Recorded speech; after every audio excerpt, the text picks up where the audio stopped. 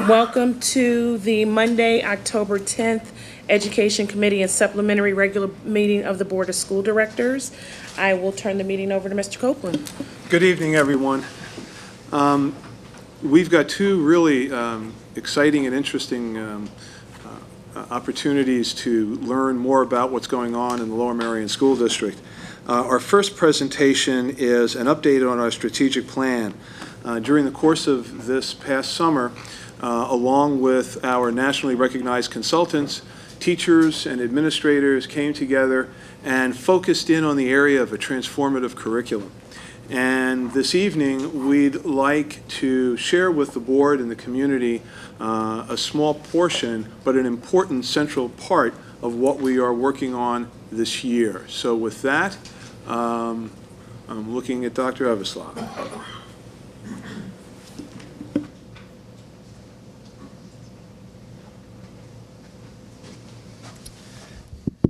Good evening, everyone.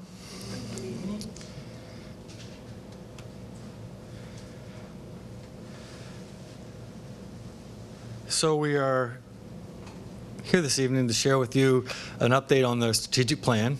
We've been committed to updating the community and the board throughout the year on the steps of the strategic plan, providing at times a comprehensive overview of everything that's occurring in the strategic plan, and other times specific actions or recent actions that have been prioritized. This presentation would fall into the latter of those categories. We're going to focus basically on a focus area that we are doing district-wide that's going to involve all of our teachers throughout the district.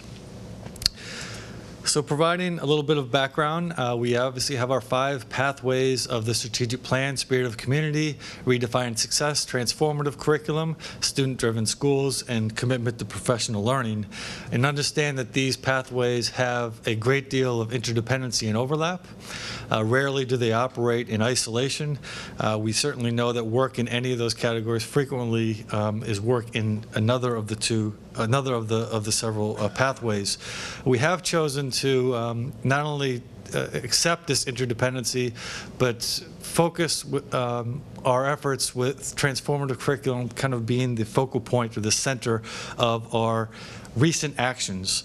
And the reason for that is the reason for us choosing a transformative curriculum as a guiding pathway is the focus on curriculum being the lived experiences of students in the schools. Ensuring that these experiences are meaningful for students really takes a concerted effort for all of our staff to focus on what is happening with teacher work that's going to directly relate to students. And our focal area now, an action goal that we began working on this summer and continue into this fall, is really taking action steps to bring the transformative curriculum into the classroom level. And we're going to talk you through what that will look like. Our work in the summer included work with Heidi Hayes-Jacobs, who is a nationally renowned consultant and work with a curriculum, and she shared this visual with us, which has really been helpful in shaping our thinking and planning. And I think all of us can relate to this, that a lot of the strategic plan conversation, discussion, and planning is at the macro level. And while that's important work at the macro level, for it to be meaningful, that work has to translate and transfer to the instructional level and the micro level, as this visual demonstrates. Our efforts from an administrative standpoint have to be connected with our teacher efforts, which will in turn, of course, translate to student experience being different in the classroom. So we engaged in a lot of work this summer on transformative curriculum, beginning in late June when, as we typically do at the end of June, our administrators gather for a little post-year administrative a few days of administrative work. We get together for 3 days in June, 2 of which were spent with our consultants. And on those 2 days, we invited a really dedicated group of teachers across the district to engage in that work with us, with the focus on how are we going to make this transformative curriculum more real for our teachers and bring it to the classroom level. So that work in June with our academic council and teachers culminated with community forum and an update on our couple days of work with the consultants. And since then, our leadership team has met, and we formed a subcommittee of teachers from that group that came together in June. That subcommittee work that we did with teachers focused on a work product that was generated in June around what we called transfer goals. And those, we call them transfer goals at the time, and they've since actually transformed their name to, we're calling them transformative goals now, to more closely align with the language in the plan. And we're going to talk a little bit about what those transfer goals mean and how they inform our instructional planning. And the result of it was some communication that we've had since then at the beginning of the year with our staff around these action steps. One of the things that was important for us as we left our work in the summer and began to talk about what transformative curriculum meant for teachers was kind of have a working definition. And so we shared this with our staff at the beginning of the year, really words that have been pieced together from much of our work throughout last year and into the summer, just so we had kind of a sense of what a transformative curriculum meant to people. Obviously, what it means, if you were to ask anyone, a student, a teacher, an administrator a year ago described to us a transformative curriculum, you would get a range of responses and a range of perspectives on what that may mean. I think we're moving closer to having kind of an aligned vision, but there's something exciting about a transformative curriculum not being specific. I mean, a transformative curriculum is, by its nature, aspirational and can change, and challenges people to think differently.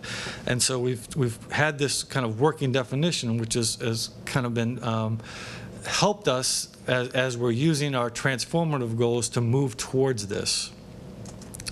So a little bit more about what transformative goals are, and then we're going to share some examples of what we're using as working definitions of transformative goals.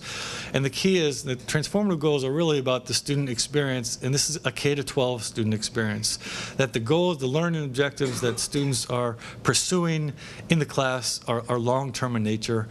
They contribute to independent thinking and independent application, both in school and beyond, and they're really purposeful and meaningful and relevant for students and staff. And I think that's important because when you create a vibrant classroom and a vibrant learning experience, both students and staff are engaged in the work. And so that's a little bit about what transformative goals are. So the writing team and subcommittee of works since the summer got together and formed these 9 transformative goals. And these transformative goals were grouped into 3 categories. And they're for the purpose of this presentation, color-coded purposefully, because we're fortunate to have Dr. Rachel Nichols here, who is a teacher at Bala Cynwyd Middle School, and she's going to take us in a few moments through a little bit of an example of how this is applied to our work. And through the example, the goals which are informing her planning are color-coded, aligned with these categories. So our first of the 3 categories is personal, and all of our transformative goals start with the language within and beyond the school walls. Learners independently seek to. And so we obviously want our students to take whatever learning they may have to a deeper level. That learning is very long-term in nature.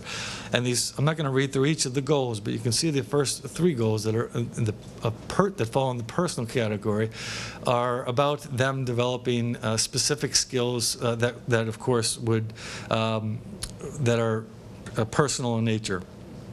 And the second category is cultural, and the cultural transformative goals also within and beyond the school walls. But the cultural goals speak to more of the student as a critical thinker in society, one who draws on compassion, the courage to speak up for what is right and just. There's a level of social justice theme to the cultural goals. And also being able to value and navigate diverse sources in society. The third of the categories is global, and we obviously want our students to be global thinkers, and not only thinkers about the world beyond their local world, but using processes which are thought processes for solutions that are really important for solving major issues that are global issues, and having an awareness of that support not only the individual and the social emotional health of themselves, but being very mindful of the social emotional health and well-being of the community and others. So taking the transformative goals have been shared with our faculties, our students, our faculties and our staff throughout the district, and the transformative goals are going to inform our planning process through what we're going to ask teachers to engage in a process called an intentional unit upgrade. And what's exciting about intentional unit upgrade is that what teachers get excited about is taking work that they already have passion for, they're already engaged in that work, and they want time to make that work even better. They want time to make those curricular experiences even more creative, to have more relevant and applicable assessments and authentic assessments in their rooms, in their classrooms, in their school experiences. And we're asking teachers to collaboratively engage in a process that we're calling an intentional unit upgrade. It allows them just to do that. So what an intentional unit upgrade is really takes approaches a unit of study of their choice they look at the curriculum through all lenses. So when we look at curriculum, there are multiple elements of the curriculum. We want each of those elements to be informed by the transformative goals.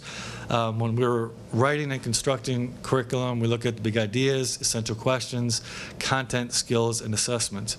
And we would ask a teacher, in other words, to take each of those and apply the transformative goals to upgrade each of them, which is going to, of course, result in a more meaningful and relevant experience for our students. So this process is expected to be done in a collaborative nature. We definitely operate under the assumption that we're better when working together. We're encouraging teachers to engage in this process with collaboratively with either those who they normally collaborate with, or perhaps others that they perhaps don't always have the opportunity to engage in the process of unit planning or curriculum planning with. For example, if a teacher, a group of the 7th grade teachers who always collaborate, 7th grade social studies teachers, for example, may always collaborate together. They may have regular planning time. They may naturally engage in the curriculum revision process together. However, they may not have time built in their schedule to collaborate with an art teacher or a music teacher, someone that could really provide a different perspective to engage in a unit upgrade that could really enhance the lesson. Or perhaps a teacher may have a connection with the university professor locally that might be able to help them engage in that process to take a unit and really liven that unit up. So we're fortunate tonight to have with us Dr. Rachel Nichols, and Dr. Nichols has been an instrumental part of our strategic planning process. She's been involved since the onset of the process, and not only is she an exceptional teacher, but she is very thoughtful, is very creative, has been a key member of our subcommittee that worked on writing and reforming our transformative goals to make them what they are. And we thought it would be best explained if you, from a teacher's lens, you heard what it was like to kind of go through a sample upgrade process. So pleased to welcome Dr. Rachel Nichols. Hello.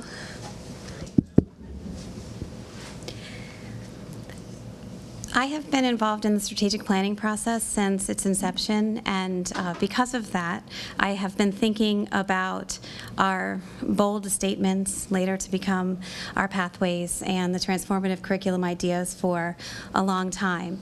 And one of those things led to another, and so last year I asked Jason Potton where he thought we might want to think about doing some things that were in line with the strategic plan in our building, where conversations had started, where I could be useful, how I could become a resource for other teachers. And one of the things that we talked about was talking with 7th grade teachers, because they are interested in, well, all teachers are, but in particular, some of the 7th grade teachers had already voiced interest in expanding some of their interdisciplinarity. And I'll share some examples of that in a few moments. But one of the things that led me to start thinking about is it really requires a shift in thinking about planning on a broad scope, and then it also means that we need to remember that we need to think about teachers as learners as well, and not just the students. So with this slide, when we wrote for some learners, we do mean teachers and students, because it is a shift to have all of us learning in this way together, that in a way that may be new, that may be different from what we've always done. So Dr. Everslog reference the idea that it is unit planning, but for some, this may be a difference in how units are conceived. And it may be expanding on UBD backwards design types of principles, but also saying that what is in our curriculum documents, the scope and sequence that some departments have, the skills that are listed there, in some cases the texts or the facts or the ideas are going to be situated in the world that we're currently in, and that changes things. And a shift in thinking about what valuable learning experiences are and how those are connected to the assessments that both determine what the experiences are and assess them for students and teachers when they are finished. So this example, the examples that I will share with you, 2 of them grew out of conversations with the teachers last spring, and one of them is more recent in a way that it helped me to think about my own planning. And one of the things that came out of speaking with the teachers who teach 7th grade English last year was that they felt like in their English classes they made a lot of thematic connections and touched on ideas that were connected with other disciplines, but perhaps there would be a way that with the upgrading, with connecting with the interdisciplinarity and collaborative nature of the strategic plan, that could be more formalized across disciplines. So in this slide, you see some illustrations of possible thematic connections that are already part of the curriculum in spots, specifically in some cases in the English classes, because of the reading that they typically do and the skills that are outlined as part of the 7th grade curriculum. And we've added the color-coded transformative goals next to each of these, because if we use those as a guideline for the activities and the assessment that would accompany these thematic connections, it would completely change things from just teaching the books per se, as has been the tradition in some cases and in some classrooms. So moving the books into a larger context and connecting them across other disciplines. Another way that came out of the conversation with the 7th grade teachers was a desire to, they expressed a desire to perhaps make, and this is a quote, make everything interdisciplinary. They have a few units in 7th grade that they do cooperatively, collaboratively, a couple of them are cross-team, many of them are cross-subjects, and they say that without a doubt those are the best learning experiences that the teachers and students have. So what you see is not an idea that grew out of the conversation, but rather out of my thinking about the conversation afterwards. So I thought about a way if perhaps the teachers would think of an overarching concept that was a natural fit for the subjects and some of the skills and practices that they were already focusing on. When I looked across the curriculum, the idea of ecology came to mind, and trying to think about different ways that ecology could be a unifying concept. And in not unlike the ways that our smaller interdisciplinary teams in 6th, 7th, and 8th grade already have a unifying concept that guides their interdisciplinarity, this would be one that could stretch across all of the disciplines.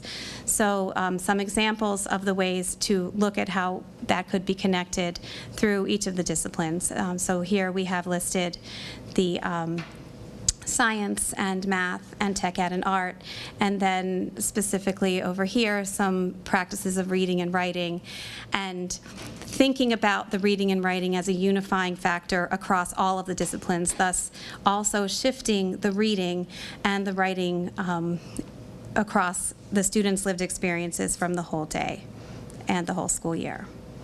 A third way that I'm going to share is the way that the transformative goals have actually helped me think about the structure and the planning for my own classes. I teach 8th grade challenge at Bala Cynwyd Middle School. Oh, excuse me, I'm ahead of myself. I need to back up. I could go ahead to that, but I'll back up to this because this is also still 7th grade, sorry. Okay, erase that last thing. So one thing's going back to that, continuing with 7th grade and speaking about working with the teachers. There is a teacher in our building who's teaching 7th grade English for the first time. She has taught for many years, but this is her first time in that particular role. And as she was planning for how to structure her classroom, it was really important for her. She shared with me that she wanted it to be a classroom that privileged reading and writing workshop, and that from that everything else would come. And so one of the things that we talked about was how when she designed assessment, that it would reflect the values that she is adhering to in her instruction and in the planning and activities for the students. So what you can see here is the first part of an assessment that was a reading quiz, if you will, that she gave to her students a week or two ago. And the first half of it is about the students setting their own goals and making choices about who they are as readers and how they're going to stay on pace. And it was very important because she understood that for many of her students, this was a change. She wasn't going to tell them, you have 10 pages to read tonight and tomorrow we're going to go over these things. What she wanted to do was to allow the students to be in charge of their own reading while also having them structure a series of expectations that they thought they could live with and also reflect on later. So this is the first part of the quiz, and it was worth 5 points. The whole quiz was worth 10 points. And as you can see here, there were questions that the students responded to, and then the next day, the teacher met with each of the students and asked them to give some feedback on her feedback, essentially, to conference about the reading process. And I don't have the second part of the quiz here, but that one was more specifically about the book that was connected to each of the student-selected books and the particular skills that they were asked to look at. They were asked to look at a few things about language that were being used in their book, some things about character development, and a little bit about conflict, which were things that they had been discussing in class. So these are the questions that were part of the conference approach after the assessment. So while it was a summative assessment to check in and see how the planning was going, it also is a formative assessment for both the teacher and the students. So now, back to the example from my current experience. I teach 8th grade challenge at Bala Cynwyd, and I am working always from the goals of the National Association for the Gifted and above grade level goals for PA Core. And typically those are things that guide the decisions and the practices that we make in the humanities seminar that I teach. In the first quarter, we always start with research practices, reviews, and application, because as I move through the year, it's an inquiry-based seminar, and I try to provide a structure in the beginning that allows the students to become more and more independent as the year goes on. So as I was thinking about this year's planning for the first module, I thought about the research practices and some of the things that are happening in the world around us, and these are the 5 goals that felt like they would be at the root of what we are doing. And I have not shared these goals with the students yet, but I will after they've gone through the process. We're in a little bit, timing-wise, I typically do share all of the goals with them in the beginning, and I did share the other goals, the research goals and those types of things, the learning targets, if you will, or the learning goals that you'll see on the next page. But I didn't share these because we're trying to get a lot in before the election happens, and so I knew this would start a whole different discussion about what they wanted their year to be like. And so we did a little bit of that from them as personal learners, and we're going to come back to that part afterwards. But with these transformative goals, what I thought about were how the learning goals were going to be formed so that the students have complete control of the outcome and also of the source material, while still maintaining the research practices and the independent expectations that we are working toward. The UBD framework guides the way that I do think about my planning and also what the students are going to do, but the way that I decided to structure some of these understandings have to do, I went a little more broadly and decided that instead of just focusing on issues and the candidates' positions and then the students' own positions on those issues, I decided to situate it more specifically in the idea of democracy, and particularly what democracy looks like in 2016. And then this is just here just to show that the plans then also come even smaller into kind of a more micro look about the two classes. But as you can see there, the students start to move on their own, in their own directions, and it allows them to spend the time where they need to work the most, to set their own goals, and to be agents in their own learning. Furthermore, the writing that they will do will get at the piece about the students advocating for what's right and just, because they're going to be writing letters to the next president of the United States, but they are writing them before that president is elected. And we're using a national writing project program where we publish them with them if the students choose to, and they do send them to the White House afterwards. And it's something I did in 2008, and one of our students did get a letter back from the newly elected president in 2009, so someone on the staff read it. We never figured out if it was actual real signature or a computer, but we did get a letter to school addressed to one of the students. So in that respect, the authentic audience and the student-driven learning is really at the core of it. And so now Jason Potton's going to come up and talk a little bit more about where the plan goes from here.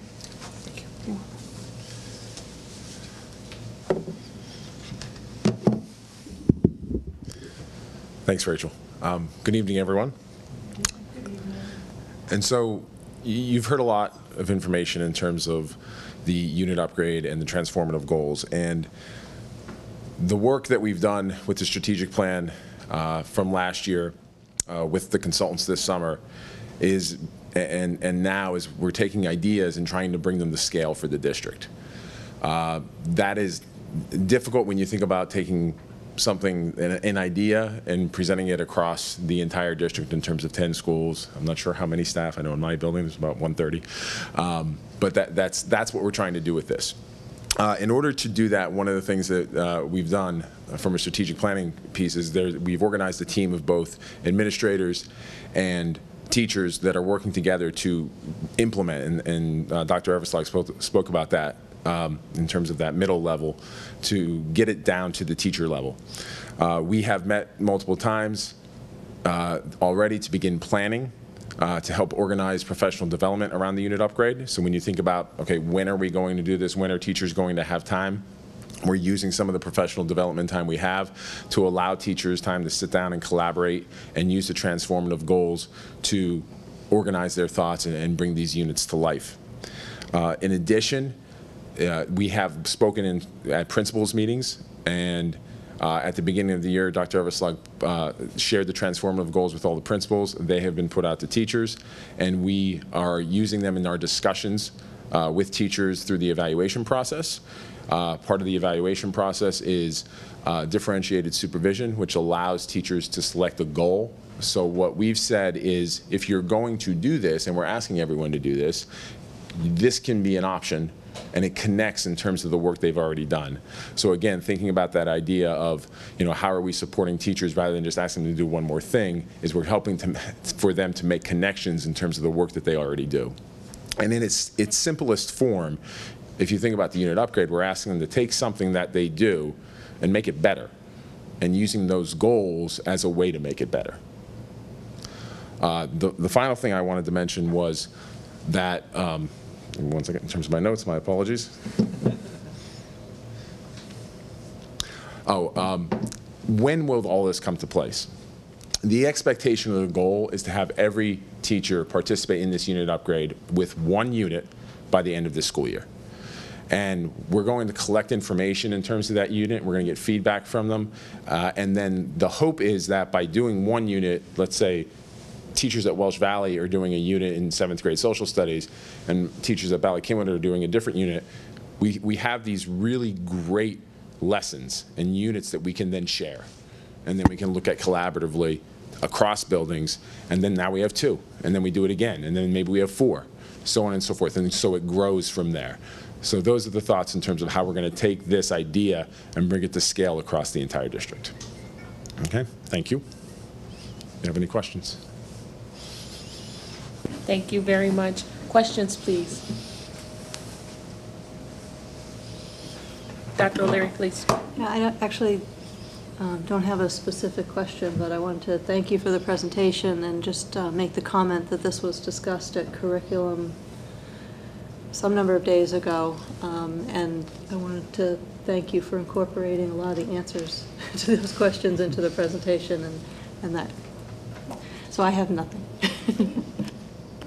Please, Ms. Ackland.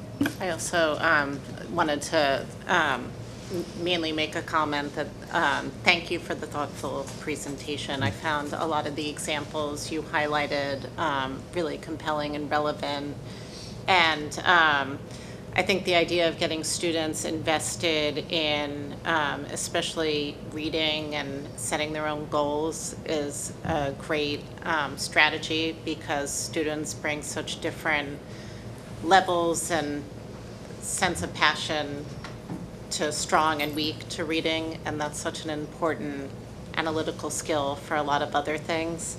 So I think setting an appropriate, the goals are going to be very different, as you know, for different kids, but getting everyone really invested in a goal that works for them, I think is really important. I just see this, a little bit of research among my own 3 children. They, you know, are all different in how passionate they are in reading, but it's so important for everything else. So I really like that aspect of the plan and kind of getting the kids to meet you halfway. So I thought those were great examples. Thank you. Thanks. So you said something towards the end of your presentation, which I think I'd like to maybe highlight and ask you to expound on it a little. Sure. And that is that basically, you know, we take what we have and we're going to make it better. Mm-hmm. And in a presentation like this, one's tempted to think that this is now how we're going to teach, and we're going to forget all about all the other stuff we used to do. And can you talk a little bit about taking what we have and making it better, and not just abandoning what we've done? Sure, if I may. Let me go back here a little bit.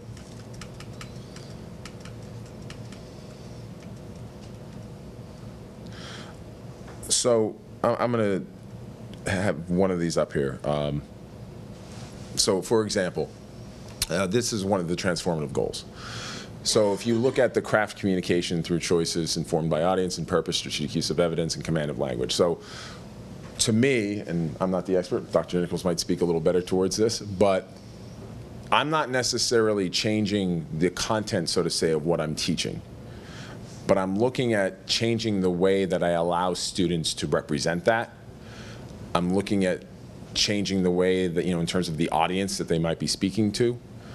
So giving them some more of an authentic experience with still with that same content that we're working on. So that is the use of the goals and what we're looking at. It's not. And it's still focused on developing a lot of those skills in terms of those skills as learners. You know, if you think about, you know, presentation skills, which is something we work on throughout, it means a lot more. And you'd be amazed when you tell students, you know, you have a presentation to do for your class, and you know they prepare, but then you change that audience for them, and now they have to maybe make a presentation for the other school and maybe go over to Welsh Valley or someone else. they take that very personal in terms of they want to do really well. So it makes it more authentic for them. And so those are some of the things we're trying to incorporate and what we mean when we try to make it better. Yes, Mr. Driscoll. Thank you for the presentation. What I heard from Dr. Nichols is, it seemed to me very reminiscent of what Mr. Patton said about team teaching. Are you seeing any parallels in trying to deliver this transformative curriculum in the team teaching we talked about last month? Do I see parallels? Well, as a middle school person, yeah, absolutely. You know, as I've said, I love middle school and the aspect of team, and I think it really it focuses your work in terms of on students, what they are, and gets people to collaborate more in terms of what they're working on. We've had teams for several years, and if I think about some of the interdisciplinary approaches that they've made, that has happened because they've been allowed to work together, they've had time to work together to sit down and really work through some of those things. So yes, I do see those parallels. Of course, I have a question. Absolutely. Very excited about this work and kind of seeing the strategic plan really, come to fruition. I want to hear some more about the common planning time and the way in which that would be utilized for teachers to build on these lessons, particularly teachers who may be a little reticent, may be somewhat uncomfortable, to Dr. Nichols' point around teachers as learners also, what that might look like. And then additionally, logistically and some of the challenges you might anticipate as you're trying to get this to scale. I'll speak first. Okay. In terms of that common planning time, as we said, we've allowed teachers to sort of select who they're going to collaborate with because we want it to be meaningful for them. Majority of people who are looking into this are looking at it through their professional learning communities content area teams. So all the 8th grade science teachers, all the 7th grade science teachers, because they have been working now for 4 years in terms of sitting down and looking at some common assessments, some common design. So that's sort of a natural fit for the majority. Since we've been doing this now for 3 or 4 years, yes, those common assessments and things that we do still need to be looked at, rehashed, gone through, but they're in a place now where they have a bit more time to discuss this a little bit more in terms of the unit upgrade to allow, sort of their learning to grow a bit more, okay? The goals themselves that have been shared, and I can speak in terms of my building, we've taken these goals and when we sit down and have these individual meetings with teachers for their evaluation process, we talk about these. So we're making sure that they're all aware. And sometimes when I've done that, we've actually had to then pull the full team in because they wanted to talk about it as a group. So we've either have gone to those team meetings or then those teachers have come to that meeting with us. In addition, when we again, making connections and in terms of some of the time that we have, I know you're all aware in terms of Blackboard. With the presentations and things that we're looking at with Blackboard as well, my teacher leaders in the building, what I've talked to them about is, okay, not only do you want to talk about how Blackboard can be used, but if you think about how it can help enhance your teaching and looking at these goals. See, what are some areas where Blackboard can be used to really get you to the point where you can now use these goals or put these goals into action in your classroom, okay? So in terms of sharing the resources and the unit upgrades and the process across buildings and really across the district in some way, do we have a platform for that? Is Blackboard where we'll house the lessons, or what are your thoughts in that regard? We had a small conversation about that today. Blackboard is something we're looking at. We were looking at Google, but not all teachers have a Google account for Lower Merion, so Blackboard might be the way we go. We haven't made that decision just yet. Okay, great, thank you. Additional questions? Thank you very much. Thank you. Thank you. Thank you all.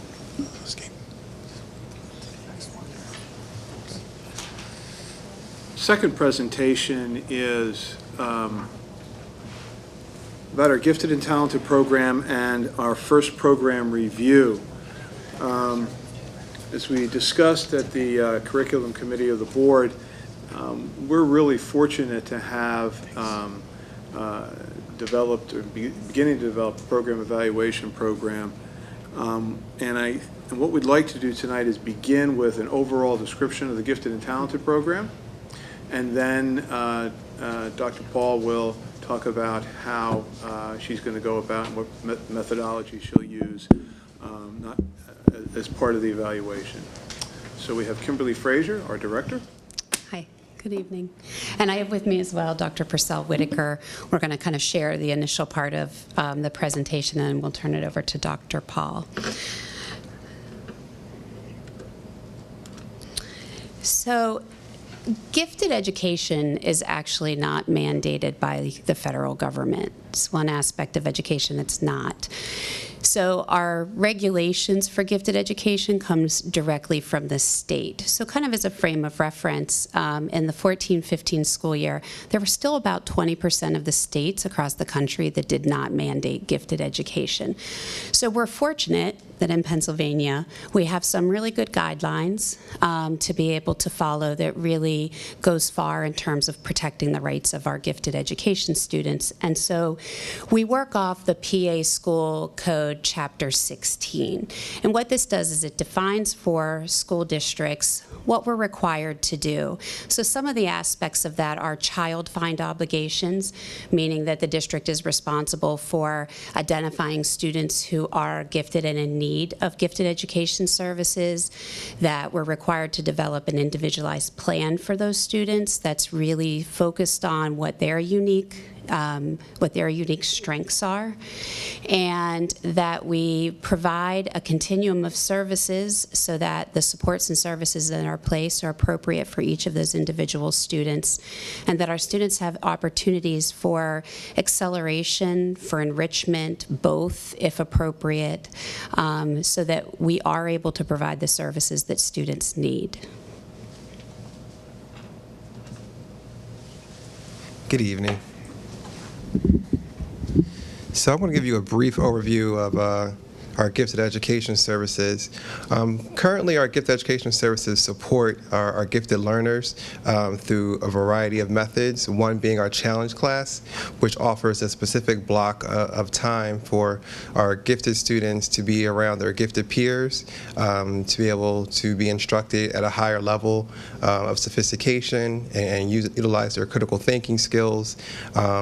It's also an opportunity for them to develop socially, emotionally as well, to develop their interests and be able to take risks in that particular classroom with their group of peers.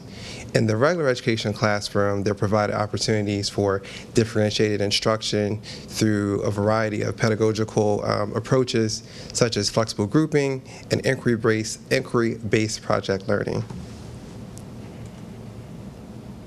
Our recent focus of gifted this past school year has been universal screening. In the 15-16 school year, it was the second year that we've conducted universal screening for all first graders.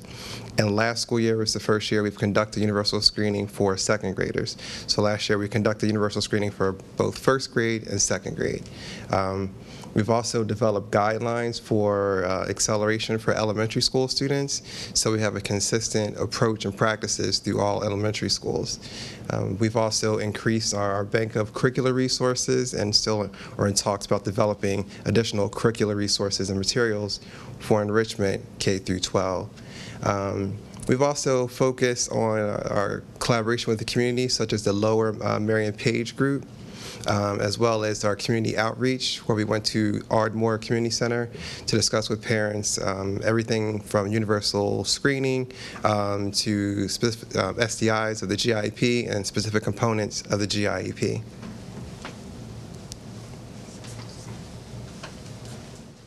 So this just gives you an idea of over a short period of time what our numbers look like in terms of students receiving gifted education support. So you can see it has remained fairly consistent. We have talked about in previous meetings, and I'll highlight again, that we do have students, once they reach the secondary level, elect to not continue to receive services. We're very fortunate we have such a great depth to our curricular resources, to our curriculum that we offer. So so many opportunities for enrichment experiences within the general education curriculum that we do have some students who elect to not continue to receive gifted services. We have started this year tracking when students leave gifted education so that we can get a better sense of what that percent is over time. As a marker, so you have an idea, this past year, going from 8th to 9th, we had about 20 students who elected to stop receiving services, and that's 15 to 20 students between both buildings electing to not continue with services, to give you an idea. And just, again, a brief overview of our operational costs at both the elementary and secondary level, as you can see there.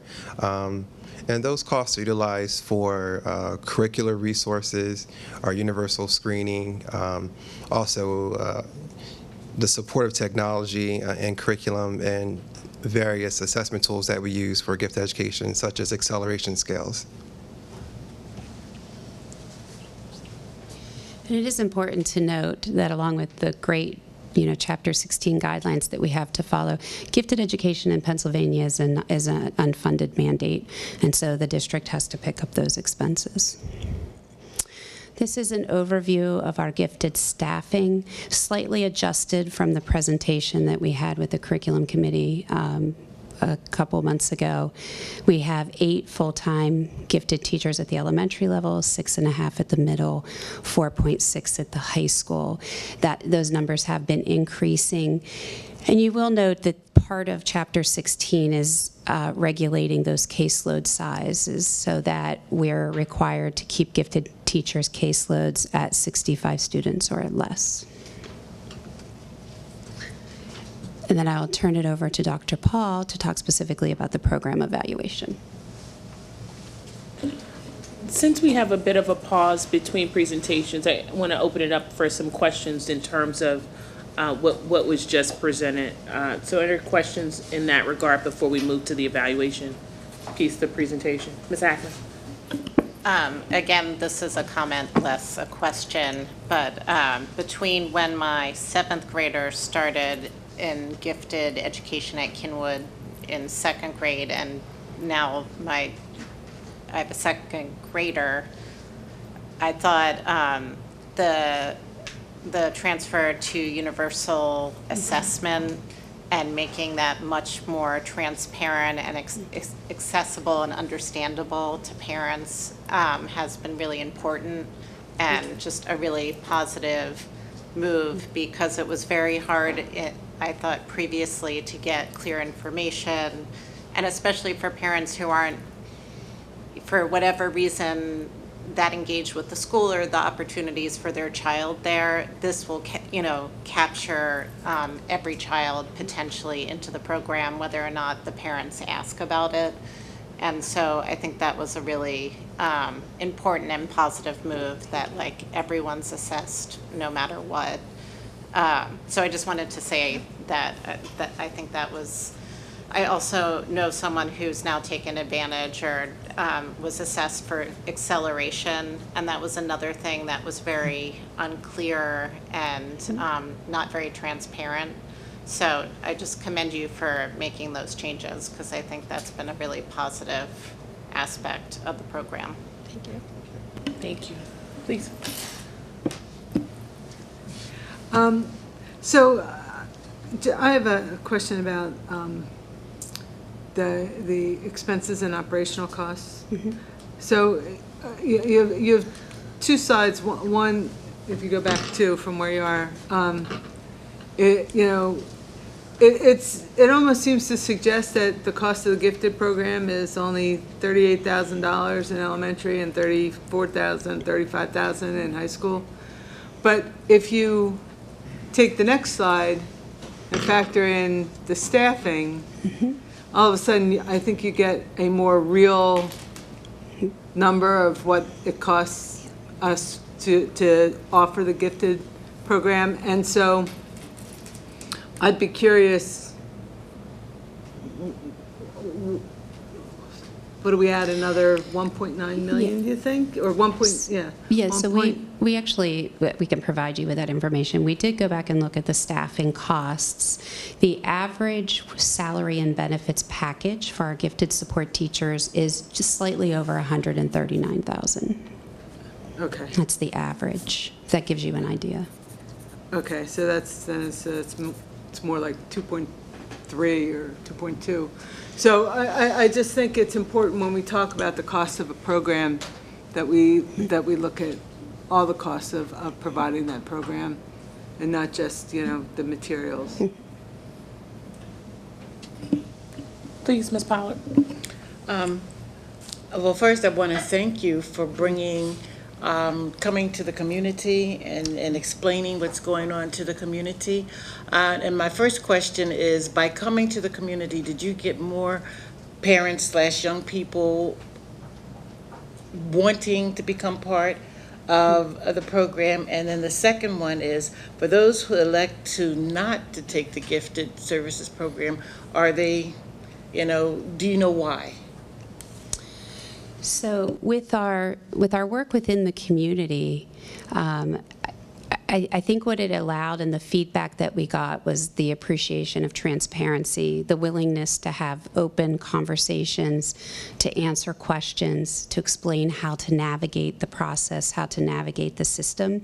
And so what I believe and what I hope continues is that families know that we're here to help support them through that process, and they shouldn't let lack of understanding how to navigate keep them from advocating for their children and seeking those supports. And so we continue to make that a priority in terms of the work that we do.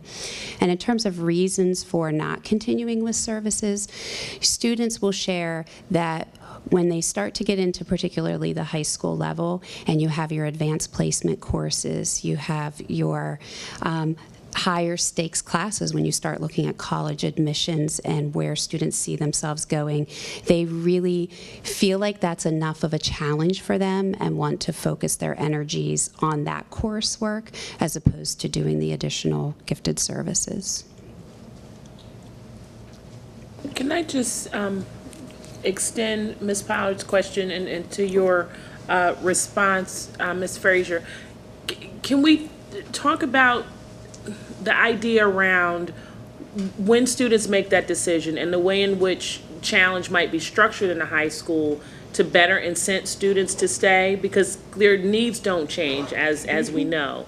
And so I'm wondering if on some level they may be at a disadvantage by not continuing on, because it's a pretty significant, looking at the number slide, significant drop from elementary to middle to high school. And certainly if there are kids who just simply decide AP is enough, IB is enough, but their needs are still their needs. And so how do we try to mitigate that, and what does that look like in terms of the programming?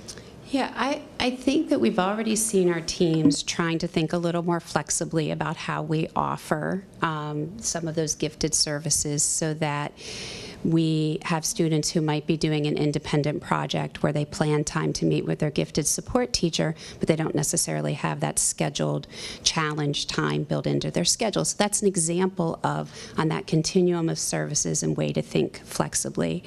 And our goal in coming through this program evaluation is also to identify and look at that to see how can we think about it differently, exactly to your point, so that if students do want to continue with that, they have the option to do that in a way that works for them. And then I know a few years ago in curriculum we voted to add a credit. Is that not, I mean, have you seen any differences in terms of students wanting to stay, or is that really not a real incentive? It just kind of makes us feel good that we're given a credit for challenge. But that, I mean, it's really not the carrot that we had hoped it would be.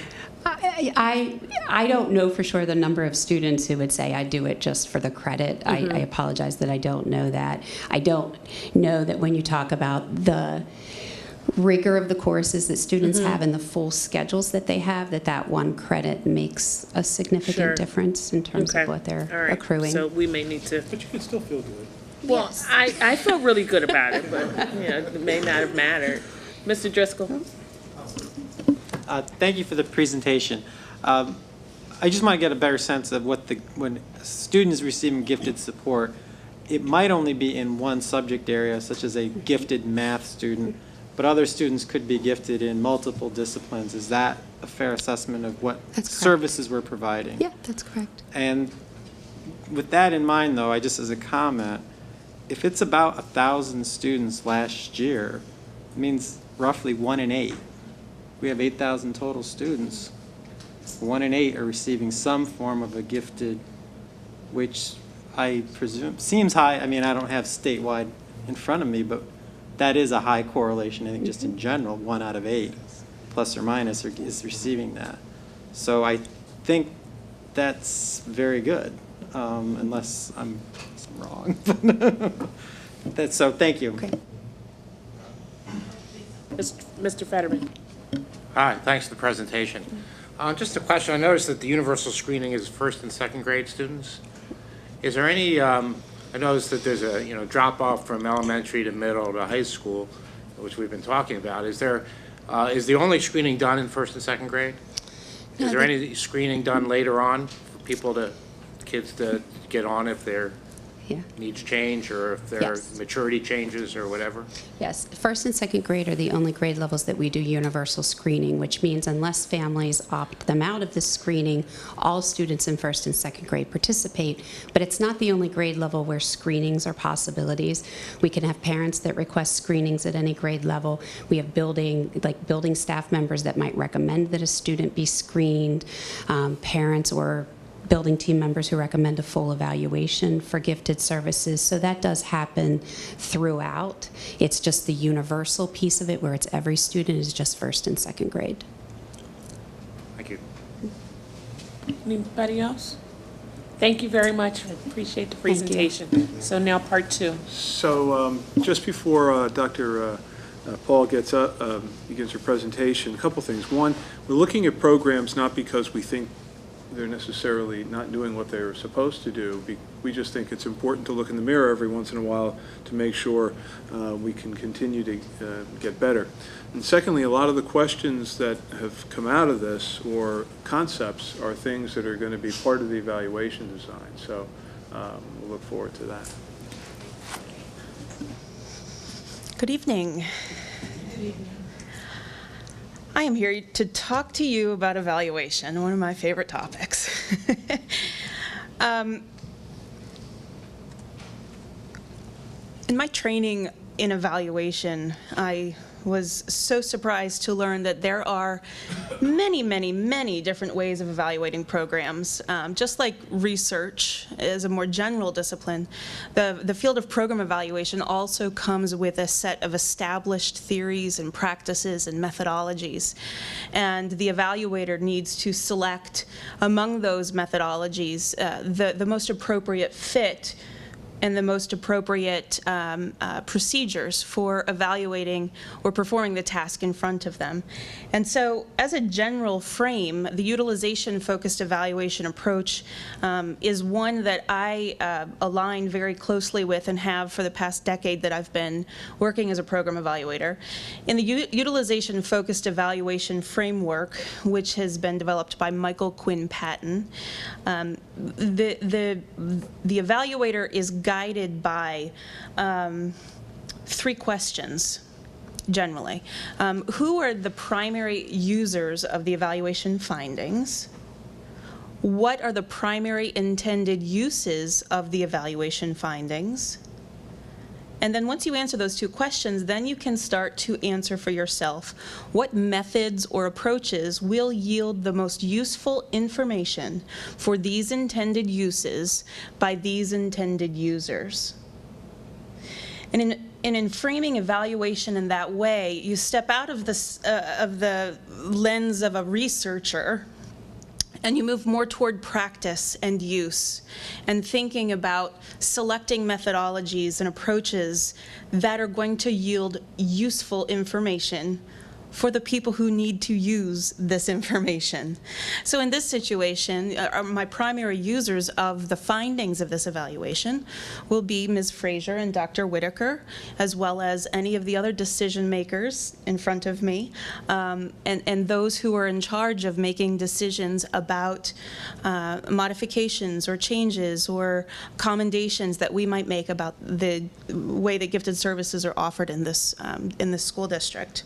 So I think it's important to frame my work by describing that to you, so that you understand that the choices that I'm making about the methodology and the approaches come from this strong rootedness in use. So the next task in designing an evaluation is to articulate the purpose. And so after a series of conversations and ongoing conversations throughout the summer and the last several months, we've articulated our purpose as needing to determine possible ways to enhance our gifted education services to not only maintain compliance with Pennsylvania's mandate for gifted student identification and programming, but also to achieve greater alignment with the standards of programming quality promoted by the National Association for Gifted Children. At the bottom, you'll see a link to those national standards from the National Association for Gifted Children. And these standards, it's a set of 6 standards that have been developed through research, through best practices in gifted education. These are actually the 2nd edition of the standards. They were published in 2010, and they really are the benchmark of high quality in terms of offering comprehensive gifted education services within a school context. So now that we've defined the purpose of the evaluation, then I moved on to designing the structure of the approach that I would use more specifically.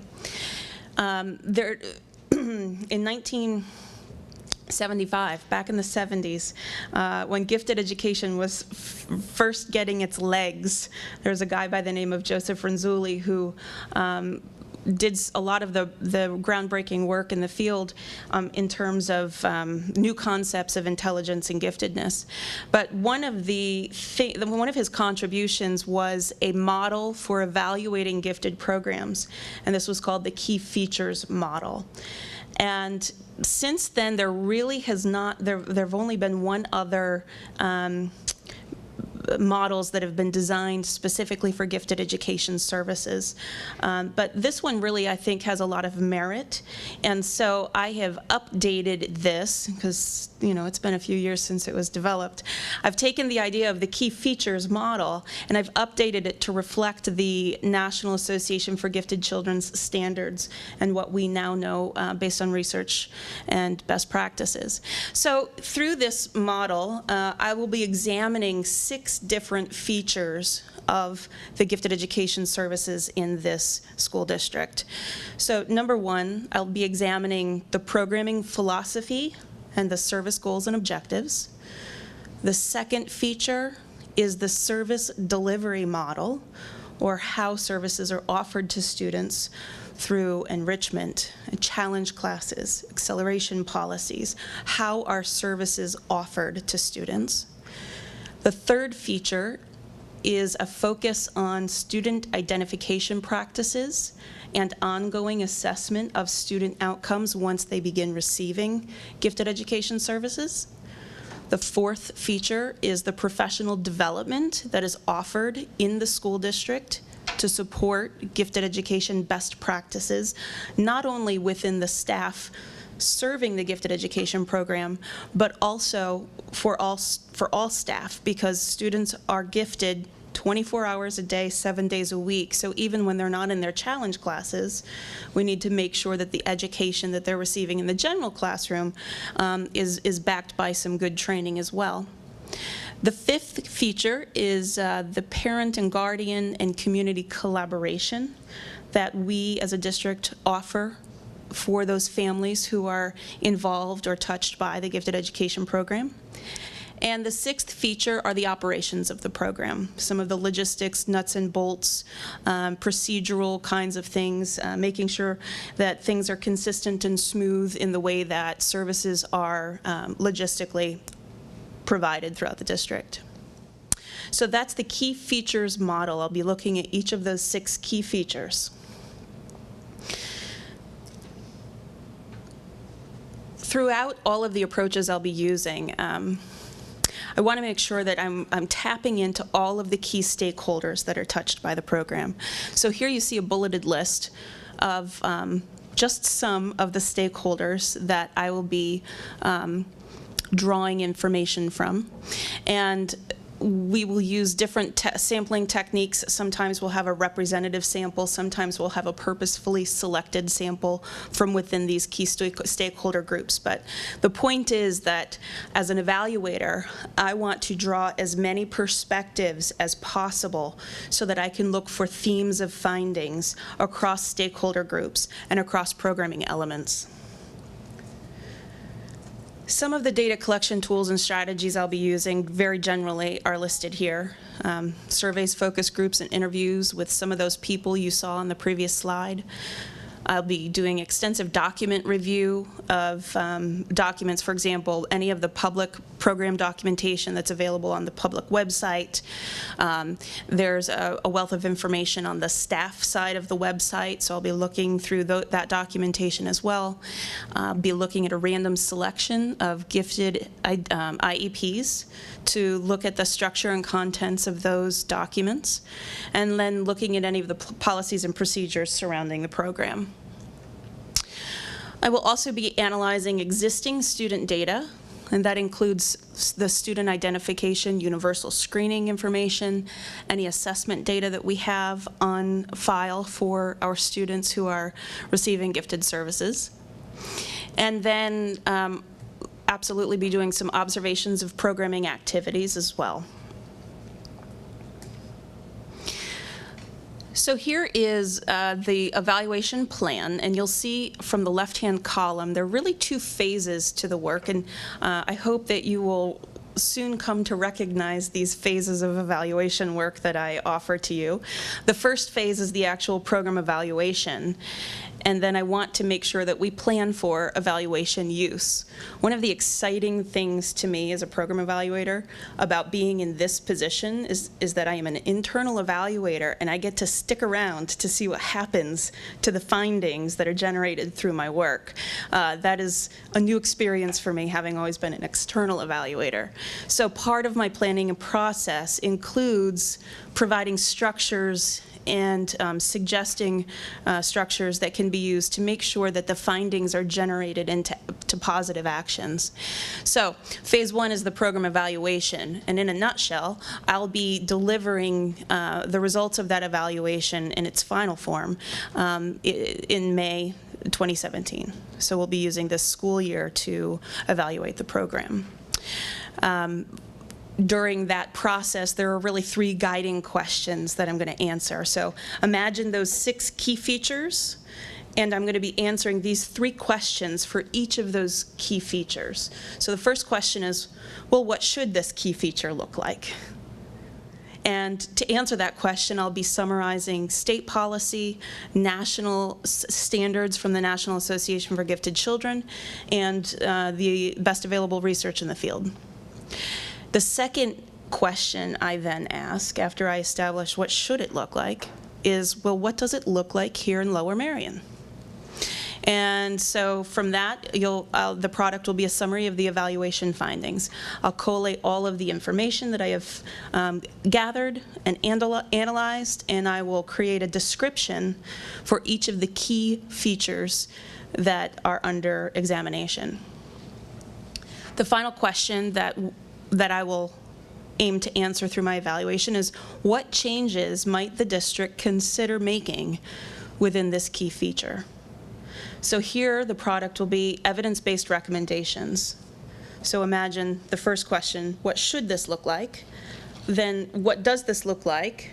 And then here are some recommendations for how we might move what this looks like closer to what it should look like.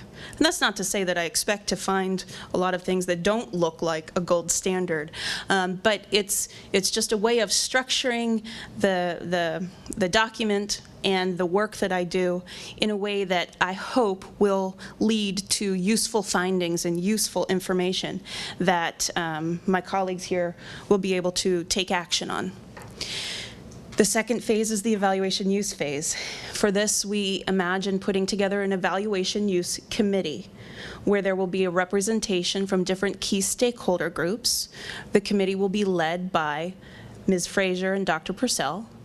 They will take the document that I've prepared as the final report, including those evidence-based recommendations, and they'll work through the summer to develop some recommendations that they will then bring back to you in September of 2017, recommendations and responses to the evaluation work.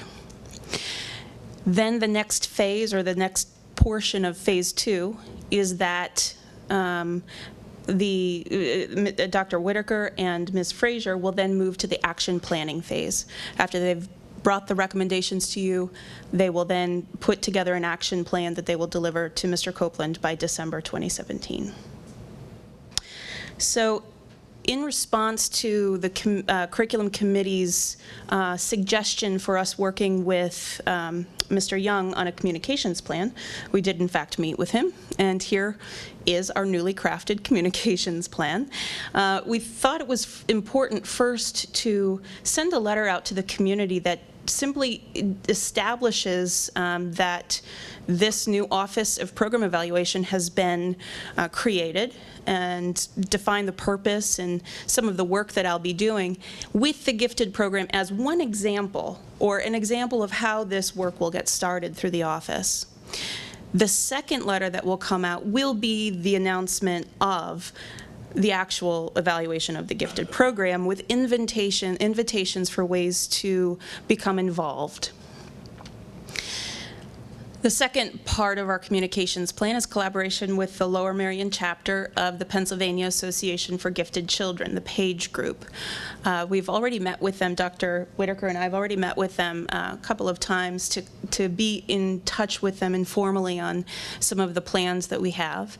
And they've agreed to allow us to come to an informational session in late November, early December. We're still nailing down a date, but it would be more of an open Q&A session where we could present the details of this evaluation plan to their group and allow them to engage in discussion with us about the evaluation plan. We also hope to give out some flyers at this Friday's game night on October 14th. If you don't know about it, let us know and we'll make sure you get a flyer. Great way to support their organization. On my Office of Program Evaluation website, also known as OPE, just so you know, the OPE website will also have the evaluation plan overview, which is a document that I shared with the curriculum committee. All of the information in that document has been converted into this slideshow, but that evaluation plan will be uploaded to the website as well as this slide deck, and then a detailed timeline will be shared with the gifted education staff. So just as an end cap to learning about my practices as a program evaluator, I always like to make sure that people know that I am also guided by a set of standards and principles in my own practice.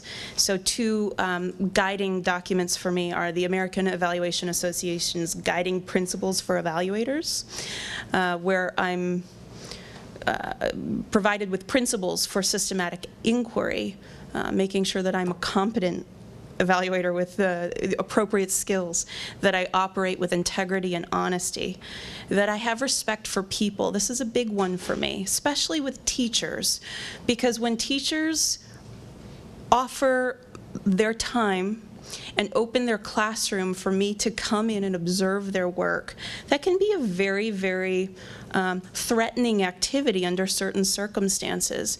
So I always want to be very, very respectful of the fact that people are trusting me with the information that they are giving me. And so respect for people is a very strong principle for me. Maintaining confidentiality of the information they give me is very, very important. So I like to highlight that one. And then responsibilities for general and public welfare are also part of those principles. And then, of course, there's program evaluation standards as well. I'm not going to go through those with you, but feel free to follow those links if you'd like to learn more.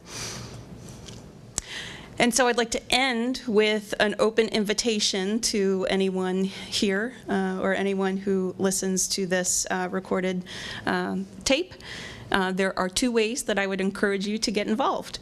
The first one is that if you have any feedback or questions or comments that you would like to share with me about any of the gifted or any of the program evaluations that I conduct, please do contact me. The information is on my website on how to contact me. And number two, I've developed an Office of Program Evaluation virtual suggestion box.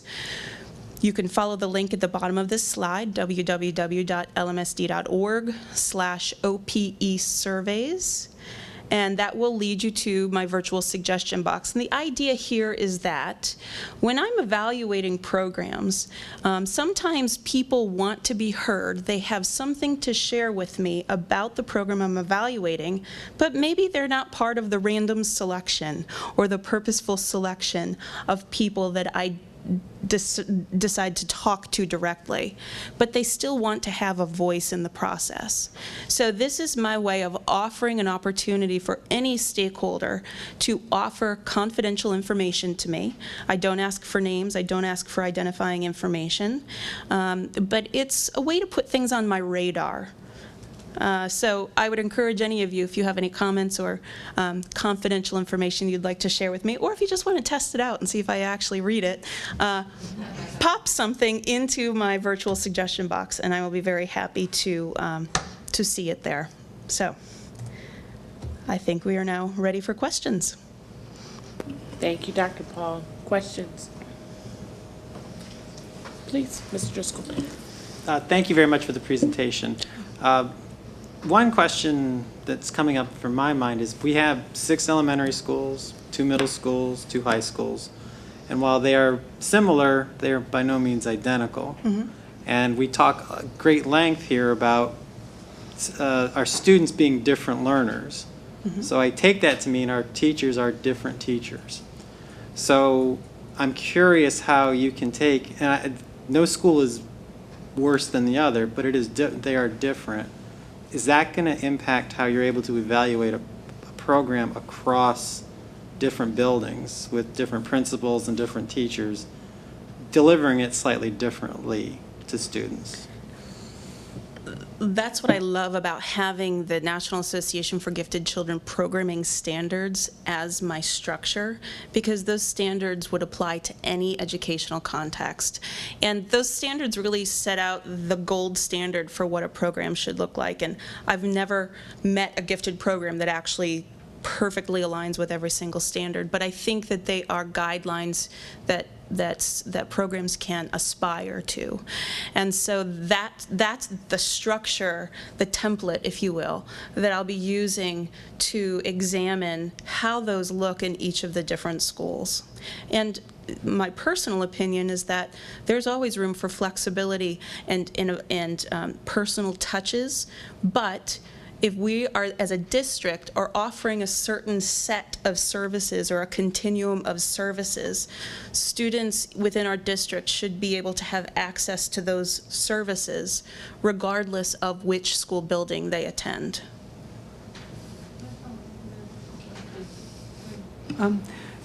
This sort of dovetails into what my question was, and you said, in your program evaluation plan, what should it look like? Mm-hmm.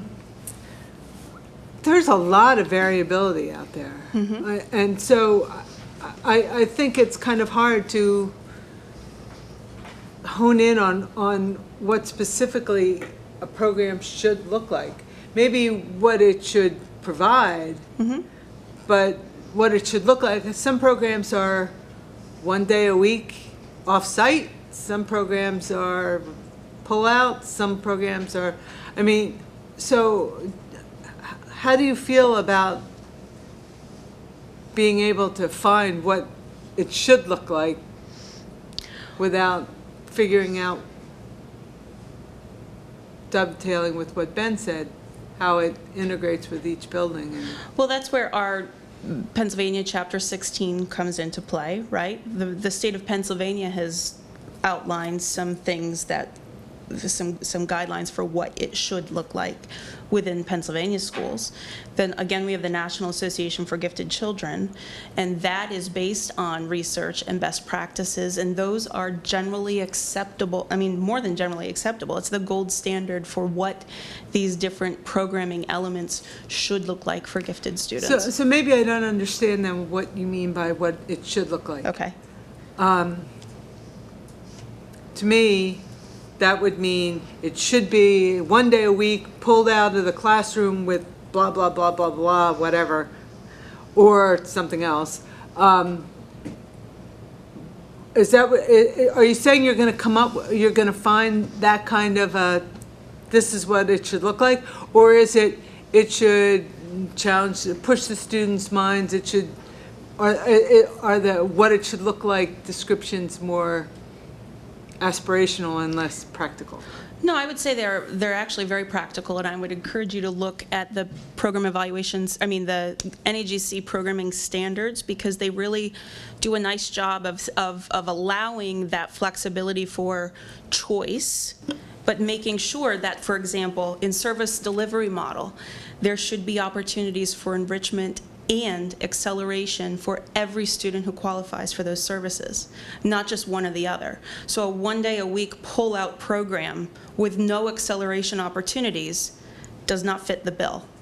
These are the types of things. Now, within service delivery model, there are choices for the type of theoretical program model that you're using. You might want to use the integrated curriculum model, or the parallel curriculum model, or the school-wide enrichment model. There are options, but the idea is that you want to have a vertically aligned program where your definition of giftedness perfectly matches how you identify students who fit this definition of giftedness, and that the services that you're providing match the needs of the students that you were describing in your definition of giftedness.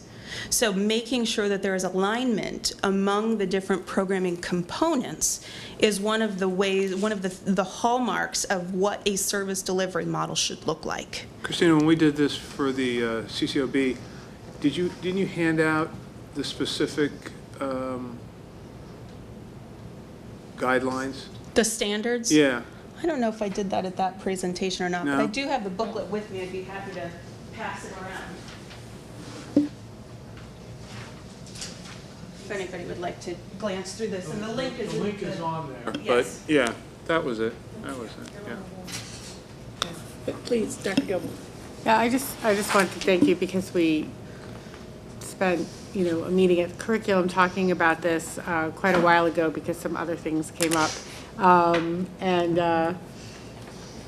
first of all, I wanted to say I really appreciate the fact that that we have you here, Thank you. and that we're going to be doing program evaluation in this much of a sort of thoughtful way. I know you're being pulled in lots of different directions, but I think it's fantastic that we're able to do this. So, Mr. Copeland, thank you for that. I also wanted to thank you for taking into account a lot of the discussions that we had, and particularly the communication plan, and having that. So I think that is actually, that's fantastic. Thank you, Doug, for working on that. So I just wanted to let people know that we had quite a thorough discussion of this, and that we are very excited to see this in action. Thank you. Thanks.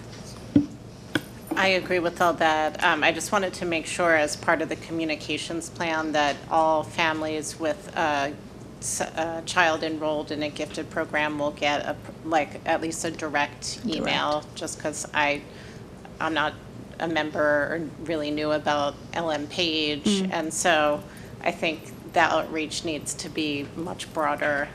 I'm not saying you were just going to use them as outreach, but I think it needs to be direct if you want to get input from parents of kids who are in the program now. Thank you. Ms. Pollard, please. Hi, Dr. Paul. Thank you so much. And it's really exciting and refreshing hearing about and looking at the different, not the different, but the plan that you have set up for evaluating the children. I just have one little question. And this is the design is adopted by Renzulli, and it was 1975. And my children, three of my children were born in 1975, so that means 40 plus. Yeah. So, I mean. The 70s were a good. They were, and I know if it's not broke, don't fix it. So, I mean, were there any more, models that you looked at, but this one was the best one? It's what we call a seminal work. It's something that has remained a very strong model through the years.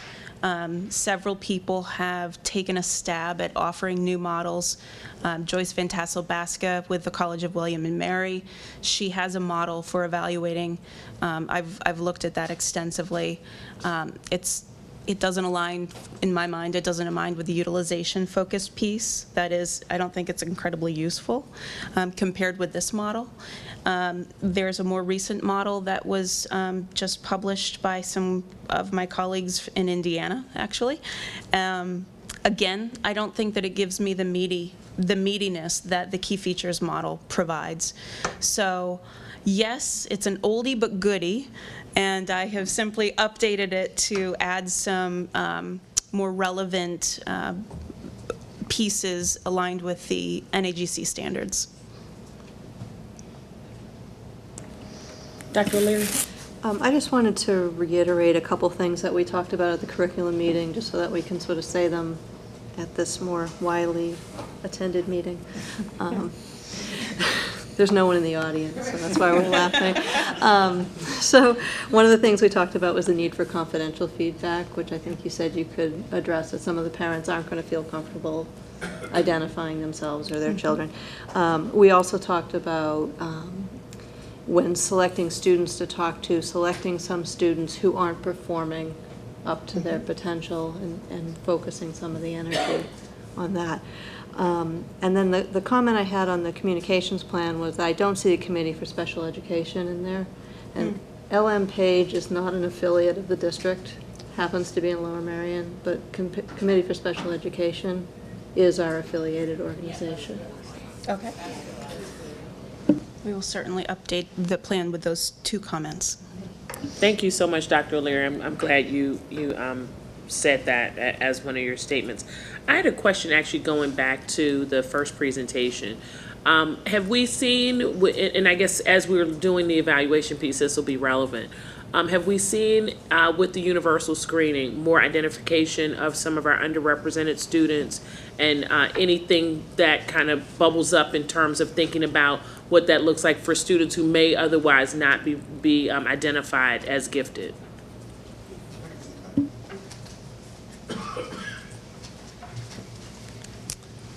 To answer your question, we still need to look at the data to compare that, but what I can tell you from last year, we did a different approach. So not only did we use the Naglieri, which was recommended a couple years ago when they had Donna Ford come in to try to identify members of that group, we also incorporated a more purposeful approach where I personally attended every achievement team meeting where we pulled all those students out regardless of their test scores and had the teachers and the team look at those students who may not have been referred because of their performance on the Naglieri. And that seemed, on face validity seems to be very valuable and has gotten more underrepresented students to the next level on face value. So I'll have more statistics for you once I get a chance to culminate that data along with Dr. Paul with her evaluation data. But also, Dr. Paul's evaluation design includes student identification and ongoing assessment to determine if we're not getting the representation we want, why aren't we, and what can we do about it? Yeah. Any other questions? Okay. There is no one in our audience except staff. And they're not going to come. And they're not going to give public comment, but I do want to formally offer that. And then I do have one announcement before we adjourn. Next week, we will have our second meeting of our intergovernmental group among the Lower Merion School District Board of School Directors, the Lower Merion Township Board of Commissioners, and the Narberth Borough Council on Tuesday, October the 18th at 7 p.m. It will be held at the Lower Merion Township Building. So there'll be more information to come with the agenda being posted within the next week or so, but I did want to announce that. And if there's nothing else, we are now adjourned. Thank you.